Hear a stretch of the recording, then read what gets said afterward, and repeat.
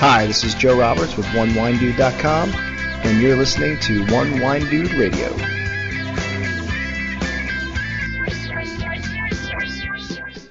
Today I'm talking to Maynard James Keenan, who most of you out there are going to recognize as the frontman for the platinum-selling and Grammy-winning act Tool, but some others of you out there may recognize his name as the founder and winemaker for Caduceus Cellars in Arizona. We talk a little bit about what it's like making wine in Arizona, what's important to Maynard as a winemaker, and how he deals with crazy fans who send him paintings made from their own blood. Anyway, let's have a listen. How are you? Good. Good? Hey, thanks for taking the time. Not a problem. What's going on right now at Caduceus? Are you busy? Well, I was just out on the road for a few weeks, trying to pay the bills. But we just pretty much put everything in barrel just before I left, mid-October. We had a pretty early season. This year was very strange. Pretty much all of our Arizona stronghold, or all of our Arizona fruit, both northern and southern Arizona, was in and processed.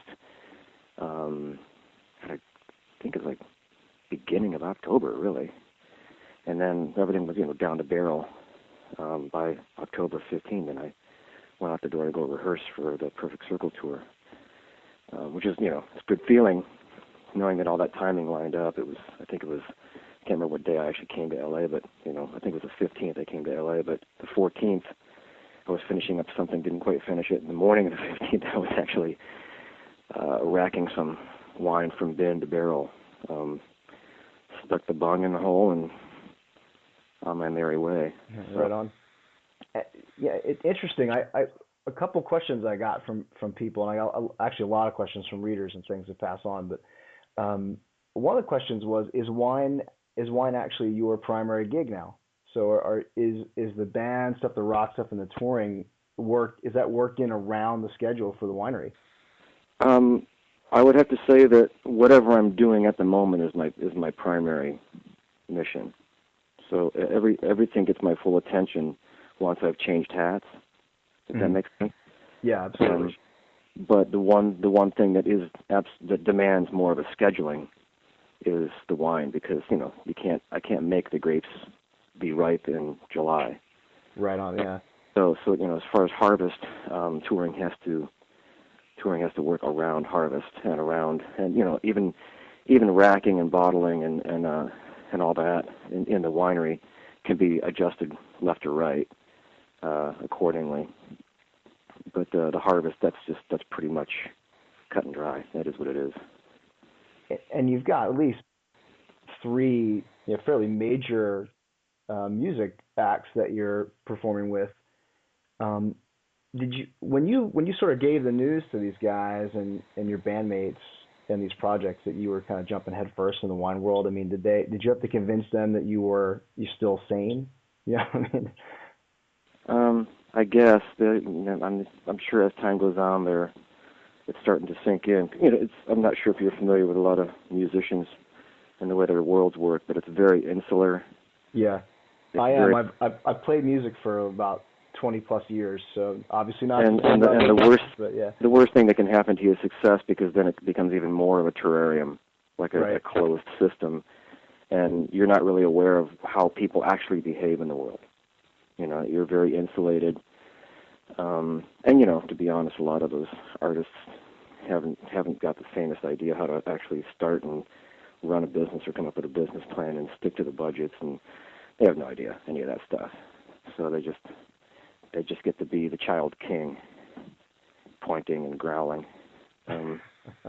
So when you go off to actually do something that requires focus and discipline, and you're kind of a slave to the weather, of course they just don't even understand. They don't understand why you're not doing blow in Belgium with them. Right. Do you think I'm an adult? I don't know.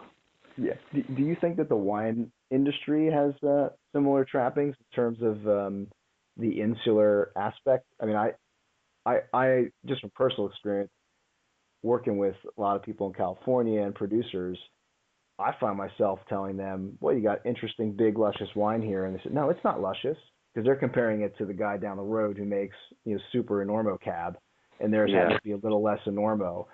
And I think there's a lot of like California goggles and other types of things going on. Have you encountered that at all in your? Absolutely. I definitely can see that. Generally, and it's all site specific, but generally speaking, now looking at what we're getting out of the vineyards in Arizona, both northern and southern, we're getting some fruit that's just crazy color and huge fruit bomb on some in some of the blocks, like some of the Norte Syrah that we're getting out of southern Arizona has some of that big jammy character. But generally speaking, we're getting a lot more minerality, a lot more restraint to the fruit.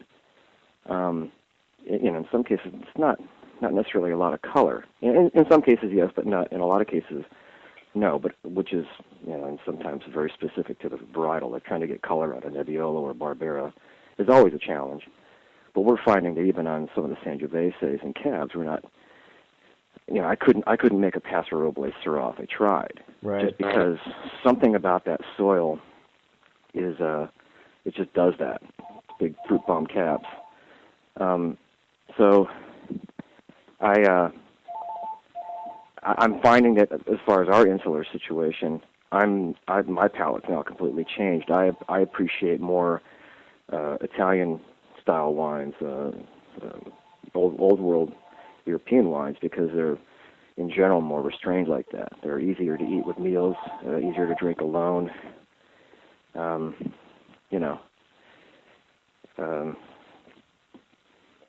I can't do the fruit bombs from California.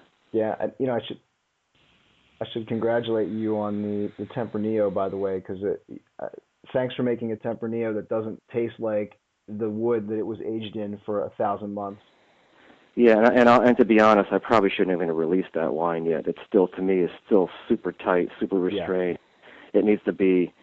That one I think needed to be in bottle a little longer, or at the very least, like in some neutral oak for a while, just to kind of age it up a little bit. But it's still pretty good. I mean, I guess I'm kind of talking to Rioja here, with that comment. But I mean, some of these Riojas, some of these Grand Reservas I've tried are, I mean, it's just like a smack of wood in the head, and it was really nice to taste the Tempranillo that doesn't taste like that. Yeah. And I don't know if you know if it was on the in literature or anything. Did you get the 08 Sancha? I believe so. The 08 Sancha has a splash of Grenache in it, just a little bit, along with the Tempranillo. Yeah, it was the 08. Yeah, the 08. So there's just a splash of Grenache in there, and I kind of tossed that in there just to lighten up some of that attack that was on the Tempranillo, because we are getting a nice taut Tempranillo off that block, and I've noticed that if I take the 07 and I open it up and pour like just half a glass out of it, and then just put the cork back in and revisit it 5 days later, it starts to turn into a really luscious Reserve Rioja. But it takes 5 days of it being exposed to oxygen to kind of get it there, which tells me that it definitely needs some aging time. And I kind of put that Grenache in there just to kind of soften it up a little bit, make it a little more approachable, give it a little bit more of that fruit character, ripe fruit, approachable stuff. Yeah, and it seems like you're a fan of the blend, in terms of your approach to the wine. And I did get a couple questions from readers actually, and one of them was about blending, and one of them was pretty interesting. It said, "Do you, is the way you look at blending, is it like a long-term commitment of different grapes in the barrel and in fermenting, or," and this is a quote, "is it a blind date where they meet and greet in the bottle, hoping for love at first mix?" Well, a lot of it is just my inexperience. Partly, of course, my inexperience with winemaking and me responding to what I'm tasting in the glass, not really having any kind of history or a database to refer to from my own experiences prior of what happens with this particular block of fruit down the road. So I'm trying to keep a leash on that a little bit. So I am trying to bottle some stuff that's pure varietal from specific blocks. But I'm also tasting what's in the glass and trying to figure out, okay, my Tetris mind at work, what's missing from this experience in my mouth and the nose on this and the finish, and how does it go with food? If I like, if I'm having a roasted chicken or if I'm having some vegetable pasta, like what's missing from this wine that would make it go better with these kind of dining experiences. And I think the restraint comes from that, and just filling in the holes is why I would go with some blends. Interesting. It brings up an interesting question in my mind, actually, about when you're blending and when you're setting out to make your wines. And I've always wanted to pose this question to a winemaker, but I never thought they'd understand it because it's a music context, and you're probably uniquely suited to understand this. When I've recorded bass tracks for albums that I've done with guys I'm working with, I've had moments where the inspiration for what I want to do comes in strange ways. So I may set out on a track to say, I think I'm going to go for like late 80s Geddy Lee on this or something, and what comes out is like the Smiths or something totally different in the context of what we're doing. And I wondered if the winemakers get into that space where you've got something in mind when you start out with the wine, and you end up totally different from what you had intended, and you realize later on that it was because of the influence of some other style or some other region or whatever that kind of wormed its way into your brain and your heart. I mean, do you ever find that going on with the wines you're trying now? In the first year of making wine with having to use California fruit because our Arizona fruit wasn't ready yet, that first year in '04 of making wine, of course, the first thing I did was pull out a bunch of bottles and say, this is the kind of similar wines that I am into now. But with the disclaimer of I have no idea what we're going to get off of our Arizona blocks. But if I had to choose now to just be able to like cherry pick some grapes from around the country to make some wine, these are the wines that I like, and then let's see if we can't make something like this. So sourced some fruit from California, figured out what those were, and I think they ended up being, as an education, because you can't make wine from some other region from another region's grapes. It's just not going to. You can try, but you're going to end up having to go, well, this is what this piece of soil produces, and if this is what you're going to do, then you immediately kind of snap into, let the song become what it's going to be. Don't worry about whether it sounds like Geddy Lee or the Smiths. Just kind of let it tell you where it wants to go. If that makes sense. Absolutely, yeah, absolutely. One question that came up with some readers, and it popped up in my mind too, and it's kind of like the elephant in the room. And I've heard you don't like discussing the rock star thing, but to me, not touching on that at least a little bit seems kind of fake, and I can't be fake. And I guess what I'm wondering most is how much does the fame does that interfere with or complicate what you're doing in the wine world? I mean, do you ever turn away like crazy fucked up fans from the tasting room, or? We do have that issue. I think that there's some younger people who aren't quite. Once again, they're so used to watching clowns on stage be clowns, and they emulate that behavior, and they think that that's how those clowns want them to behave. So I've never really been that guy, but of course there's an army of other bands that throw pianos out hotel windows and stuff and behave in that way. I've just never been that guy. But generally speaking, 90% of what they see are brats throwing a tantrum, extreme behavior, not very social, not very community oriented, not very family oriented behavior. Right. So they sometimes come, but that's generally speaking that's very That's not the case always. There's a few handfuls of those behaviors. And, of course, the obsessive, send you paintings and with their own blood, like weird, okay, just... Oh, wow, yeah. I can't even respond to you. You just not part... I wouldn't even know where to start with that, yeah. Yeah, but I think in general, we're just I think just as a nation, you've probably seen a renaissance in the last 10 years. Almost, I would go out on a limb and say, Nirvana, took away the hairband situation, the infestation. They helped kind of usher us into a new era of music. And I think that as far as our understanding of wine and cuisine and just our senses in general of understanding fresh produce and why that would make a better meal, the Food Network.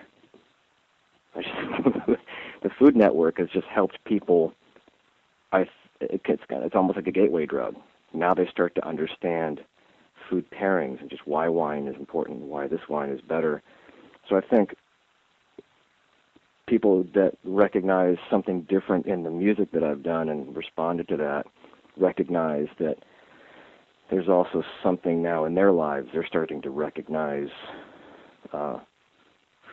better foods, locally grown, just all those things that go into a person becoming more conscious as an individual.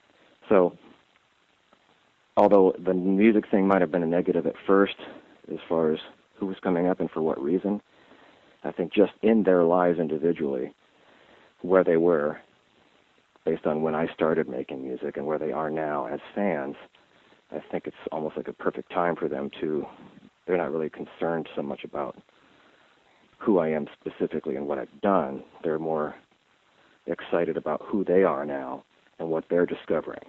And growing into the experience right. in a way with you guys. Yeah. Right.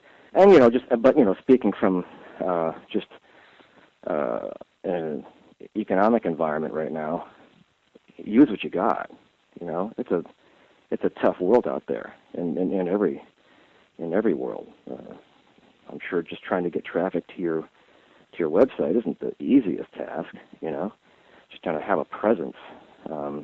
People, you have to rely on people, pretty much finding you and you delivering, and then they stay around. Once they respect your opinions on wine and they respect the people that come to your site and also comment on what you've commented on, you have a viable site, but it's a very viral thing. And whatever people would say about dismissing what I'm doing because it's just a rock star thing, they just think it's kind of a Vince Neil thing or something. There's going to be a handful of people that get it and know that it's not that, and that's fine. That's what I'm going for. Not trying to take over the world, just trying to do what I'm doing, and there's hopefully find an audience that appreciates it.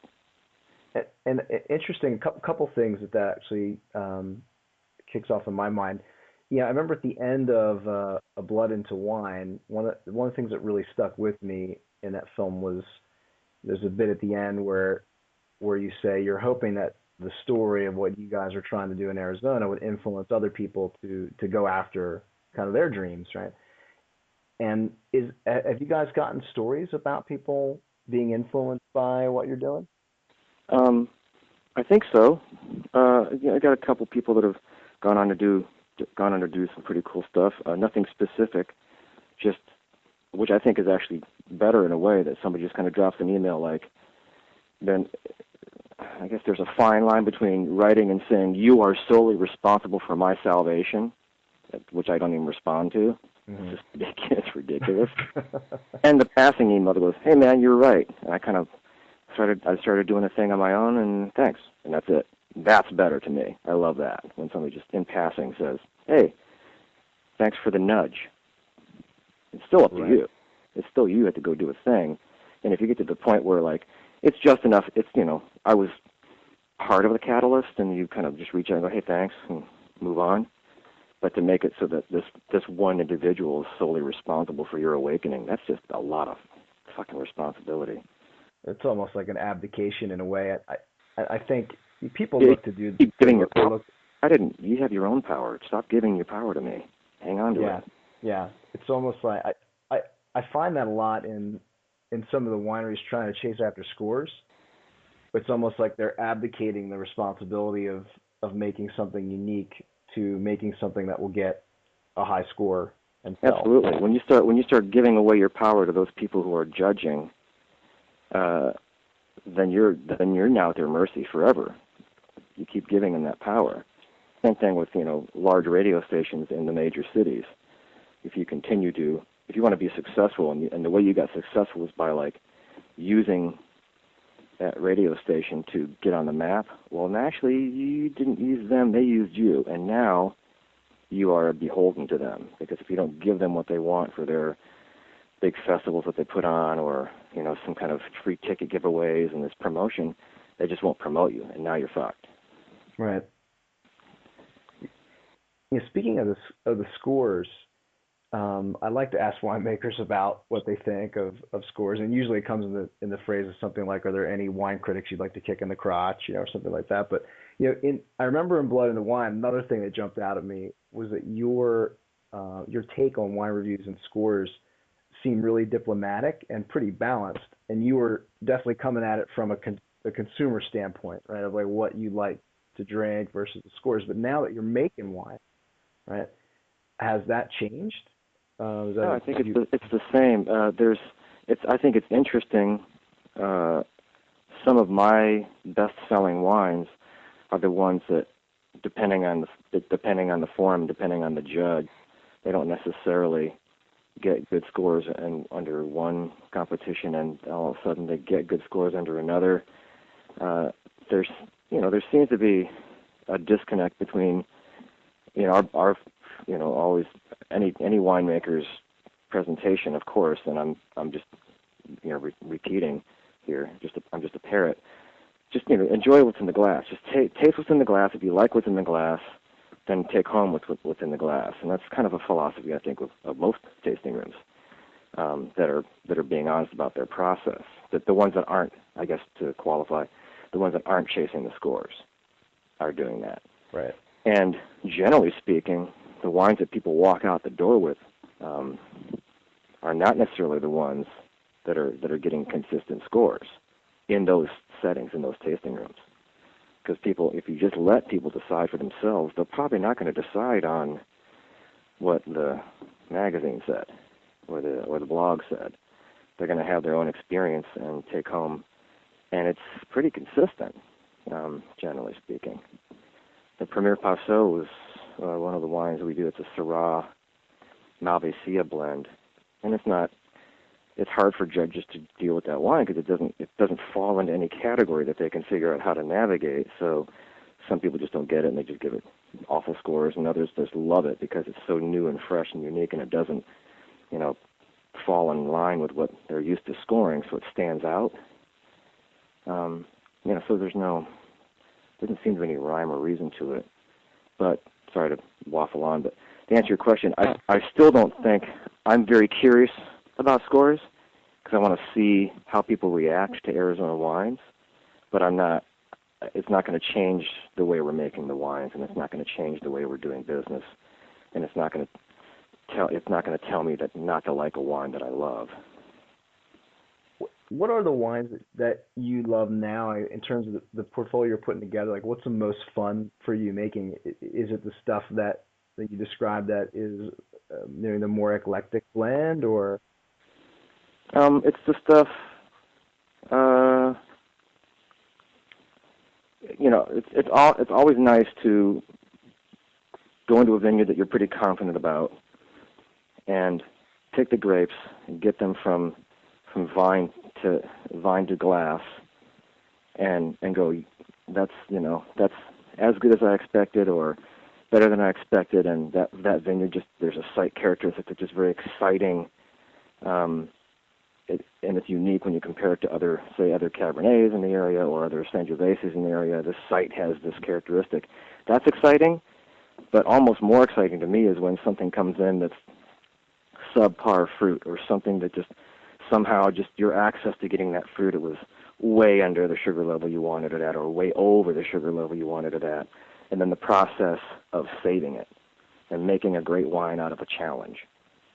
When you come up with something that, even if it's only an 85% or 90% good wine, that it's not a complete disaster is very inspiring. Sort of like the underdog. Yeah. Yeah. You're like, yeah, look at this one. This one made it through against all odds. We made a wine out of this, and it tastes great. It's not superb. It's not world class, but this one, the one that was like, the mutt, the runt of the litter, ended up coming out pretty damn good. Lots of personality. So I've had a lot of fun with that in the cellar, especially this year, because this is the first year that I've actually made wine completely on my own with my fiance. She runs all the numbers and does all the lab work, and I'm doing all the work in the cellar. And so this is the first year we actually did it all on our own, and I did half my production there. But of course, I covered my ass. I made sure that Tim White over at Arizona Stronghold Vineyards, where I normally do all my custom crush stuff, I made sure that he had the good stuff, the Judith, the Marzo, all that went there. And I kind of took the second round draft picks and took them to MySpace to see, if I could do it without fucking it up. Right. And you're going family business on us. Well, that's always been the goal. And even in past years, initially when we first, in 2004, I was there pretty much through the whole process. And then all of a sudden you realize you spent all this money on making this wine, and you're sitting on all these cases of wine just going, oh, fuck, I got to sell this? So then you're like, for like in, I would say 07, 08, like all of a sudden, like all my time that I was spending in the cellar for crush, and then during all the other periods of time racking and barreling down stuff,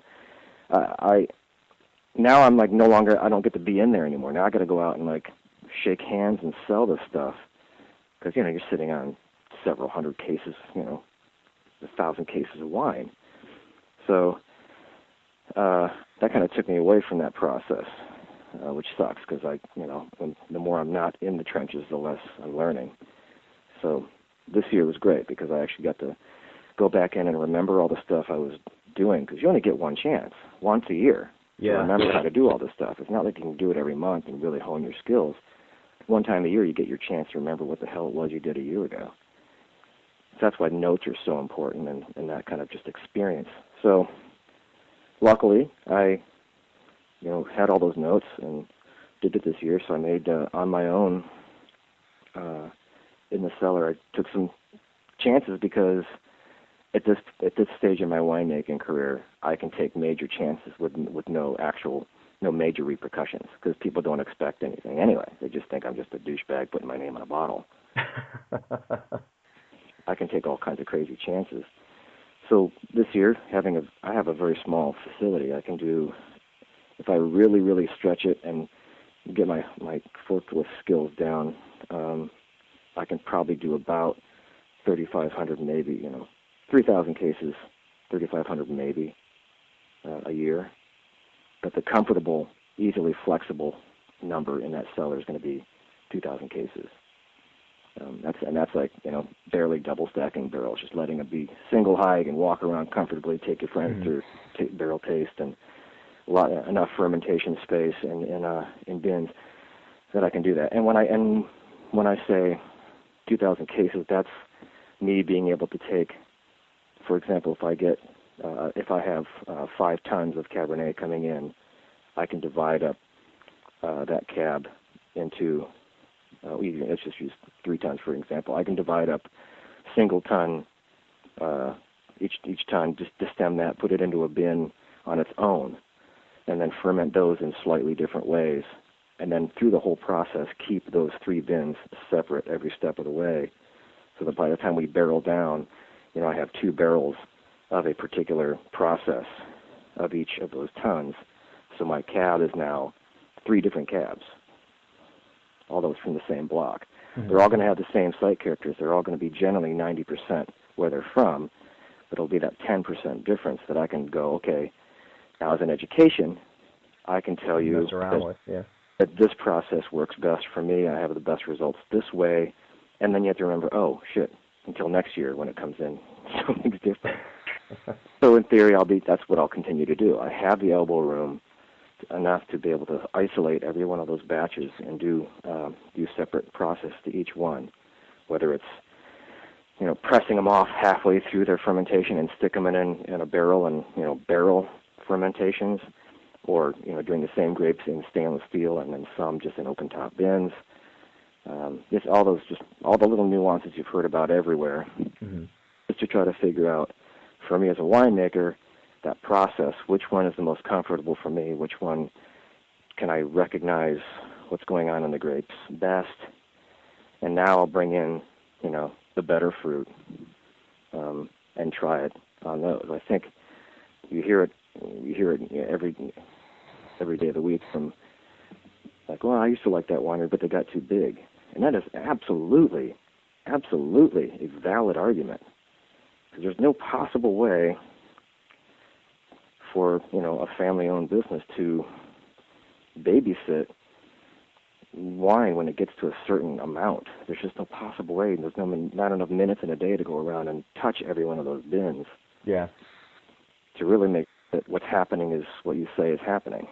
I've often wondered about that. It's funny because a couple of the I'm heading over to Portugal next week, and one of the big things I want to do is sit a couple of these winemakers down and ask them how the hell they do that, to oversee these massive operations. Well, a lot of it ends up being that they have to hire more people. Well, of course, yeah. And then now you're beholden to, everything that goes along with that.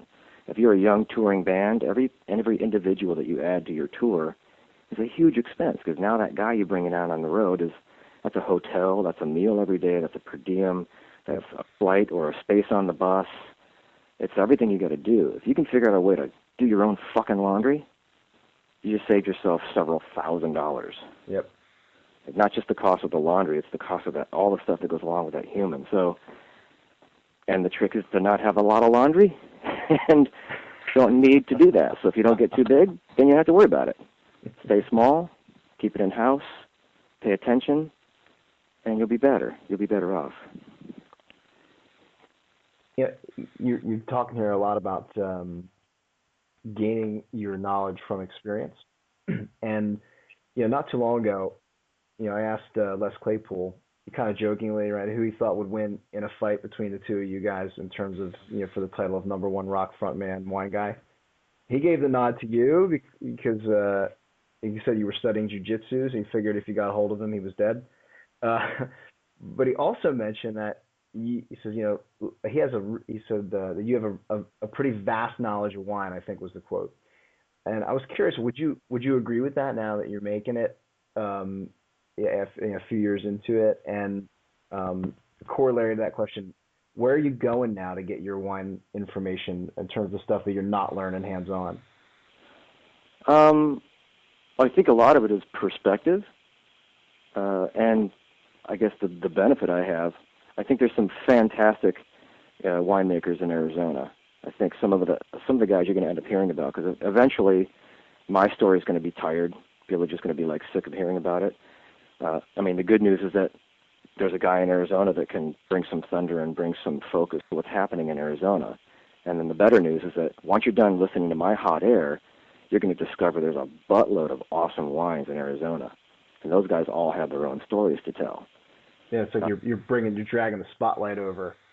Yeah, just getting it in there. And those guys are all competent winemakers. They're fucking fantastic winemakers. Kent Callaghan, Todd Bostock, Keeling Schaefer, there's some great winemakers in Arizona. It just, they've pretty much done what you would expect them to do, is to basically keep it small and just keep it family and sell their wines in Arizona and be happy with that. But I think there's always it's good to give it a little bit of a nudge so that there's a little more focus, so that people are actually going out of their way to come to Arizona to find the wines, and that's really important. But I think the leg up that I have on some of those guys is, although every now and then, they're a wine drinker, so there's going to be somebody showing up with a fantastic bottle of wine that they'll have access to. But the little bit of a leg up that I have, and it's just a slightly little extra edge, and it's only relevant if I can take the experience away from you and remember what it was that I experienced. If you have short and long-term memory loss, that's not going to help you. But having been to all those countries, having had a little bit of a bank account on the road to try just some sick over the top pricey wines, just having access to world-class stuff that most people can't afford to try has given me a little bit of a wider perspective on what's possible in the world. It doesn't necessarily mean I'm going to be able to make good wine.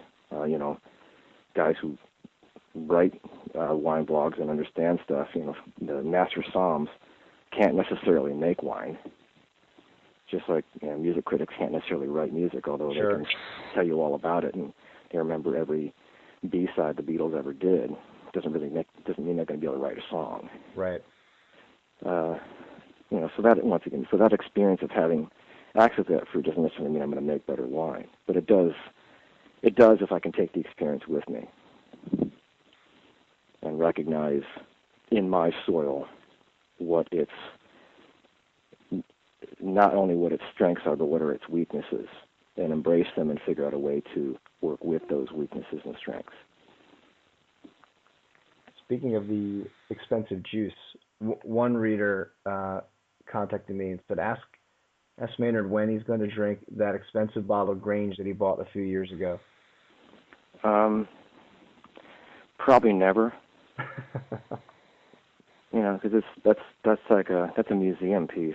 Honestly, that's not really something you would crack open unless you see multiple mushroom clouds, and it's time to.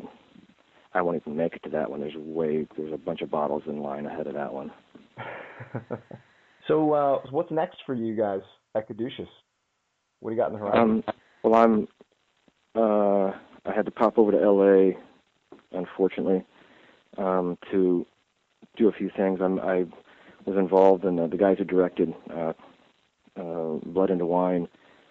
Just did a film called Queens of Country with Lizzie Kaplan and Ron Livingston, Joe Latrulio, and Matt Walsh. And I have a small part in that film. And of course, I have to come to L.A. because that overdubbing, what they call ADR. Right. I have to do some overdubbing. So while I'm here, I'm going to work on some Pussifer music, work on some APC music, and do that overdubbing. And then head back to AZ. So the next thing I have to do in the cellar is to not do anything. I have to go into the cellar, look at the barrels, and force myself not to do anything. If that makes sense. Yeah. Don't touch it. Don't fuck with it. Just Don't let it it right, be. Right. Yeah. There are things I have to test. There's some numbers I have to run. Some of the barrels are still going through ML. I just got to get them through that so I can SO2 them and get them in the back room and put them to bed. Some of the barrels, we're topping them off while they're sitting in their little suspended state. And I think the next thing that I have to do is, of course, and it's all timing. Like if I have to go out and make the extra money to make this thing keep working, I had to time it. I had to go, okay, so am I gonna rack? If I'm going to rack, am I going to rack in early January, or am I going to rack in late February? Because that's my window now. I've had to adjust that schedule around a touring schedule. So that's the next thing. The next thing is to look at what we've got in barrel, see how it's progressing, decide if there's any kind of acid adjustments I have to make. Sometimes when your stuff finishes up at a really high pH, I'm not really a big fan of acidulating wines, but at the same time, I don't want them to go just belly up. So, yeah. Once again, I'm working with some of the fruit I'm working with is not. It's great fruit, but it's not perfect fruit. So, as an experiment, I get to acidulate it. See if I can make a good wine out of what will be questionable fruit. Without going Frankenstein on it, I guess, too much, right? What's that? Without turning into like a Frankenstein experience. Yeah, without Frankenstein. Because when you've had some people that have, you can tell when somebody has taken a perfectly good, somewhat flabby wine and tossed a bunch of acid in it. You can tell. Yeah, absolutely. It probably tastes like drinking vitamin C. It's not great. Yeah, I think one of my on the other side of that, my other peeve is the extremely extracted, the overly extracted stuff. I get the same sort of reaction, like, oh my god, Yeah. like this is a monster. And I have some of those barrels in cellar right now, the super extracted stuff, just because here I am working with this very delicate, some awesome, nice, subtle, restrained fruit, Arizona fruit, and then so this fruit comes in from Paso Robles because I needed some color. So I was like, okay, I'll get a ton of something that has color just to bring in, a little bit of color. And of course, then I'm like in the mode of like trying to get some extraction out of some of these grapes from Arizona. I got this Petite Syrah in from Paso Robles, and oh my God, like everything you touch is stained. It's just, and I didn't have to make any effort. I just kind of got it in and got it going. And if I'd have treated this stuff the same way that I treated the other fruit, it'd be like ink. Then I have some wines from those areas, and I go, oh my God, that's what those guys actually did. It's you can't even get near it. So yeah, I've got a hazmat suit. Huh? Need a hazmat suit. Yeah, it's like I can see where I spit on the ground. It's like smoke, and it's like alien blood eating its way through to China. Hey, I got one last question for you, man. And appreciate very much the time. And I know the readers are really going to dig here in the interview. And in kind of prepping to talk to you, I was kind of canvassing some of the things that you and Eric Lomsky had already done in terms of promo and questions you've been asked. And there's a ton of stuff that you guys have already done, right? And a lot of aspects of Arizona and your own personal projects that you've talked about. Through all that, is there anything that you haven't had a chance to describe about the project that you want to tell the world? I don't, and of course I don't know if I've talked about it or not, but I think there's definitely, in Arizona we're finding that there's definitely some people that are trying to take shortcuts because it's a long and difficult road to get where we're going to end up at some point. And of course the people that aren't really into it for the right reasons, you would hope karmically that they would fall out. But there are definitely people that are, trying to, nudge around corners and which is unfortunate. But I guess if anything we could talk about, which is something you can talk about any discipline in general, just as a broad sweep, just don't take the easy road. Just take the hard road. Like really dig in and study what the right path is. It's just it'll be such a bigger payoff for you, just emotionally and spiritually and mentally. Just take the right path. Don't cut corners. And I think that's, of course that's true with any discipline, but I think that's one thing that I don't know that we've actually covered. Very Tao of you, man. I can appreciate that. Yeah. Cool. Hey, well, thanks so much for talking with me, man.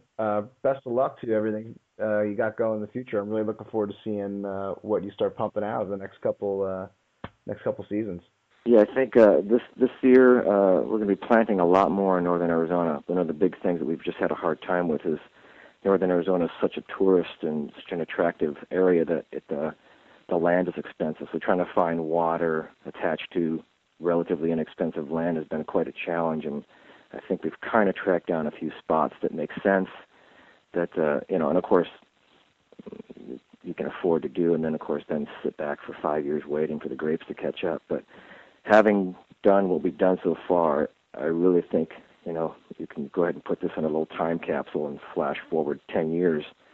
I'm pretty confident that what you're going to see coming out of Arizona, depending on the sites, are going to be some pretty badass Italian-style wines. I think the Sangioveses, Negramaros, just in general, Sangrantino, Aglianico, I think you're going to see a lot of Italian-style grapes coming out of Arizona that are pretty impressive. Interesting. I love Negro Amaro, so that's awesome. It's awesome for me to hear. I don't know who has it planted in. I don't know if anybody has it planted in southern Arizona, but I have an acre of it planted up. We planted it last year, or the beginning of this year, I should say. So, we'll be in our second leaf next year on that. And I just planted some Alianico, and I have the only. I think they just released. UC Davis just released some clean budwood for Sangrantino, but I managed to get. They just basically released a bunch of budwood to nurseries to start propagating it. But I happen to get 24 pieces of the budwood, so I have I have 2 rows, like 24 kinds that budded this past season. So next year I'll have like just enough Sangrantino to make like 2 gallons of wine off my vines. Awesome. Well, looking forward to it. One thing I appreciate too is that you've been so transparent in everything that you're doing, and from the blogging community, that's kind of something that comes, I guess, second nature to those of us who are doing the blogging thing. But it's in the wine world, it's definitely not second nature. So it's really cool to see that and get that insight. So, please, if I can make a request, right, for what it's worth, please keep that up. That it's the stuff that I think as bloggers and the folks reading the blogs, we love to see, and it's great to follow along with the tragedy and the triumphs, and really get that insider view. Well, I think there's definitely going to be stuff that along the way as a winemaker you want to kind of keep some stuff close to the chest about how you handled some problems.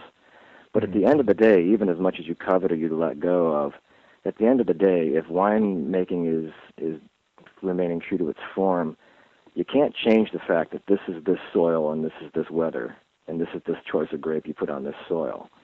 That's always going to be the constant. Like you can hide all your tricks and all your kitchen stylings all you want. The grapes from that spot on the globe are going to be what really dictate what's in the bottle. So I think I agree. Being transparent, if winemakers were more transparent, they would end up helping strengthen their area, especially the fledgling areas, to just navigate the local problems to get to the next level, which is a stable winemaking environment. All right, man. We'll keep rocking that juice. And All right, thanks so much. No problem. Cheers. Bye.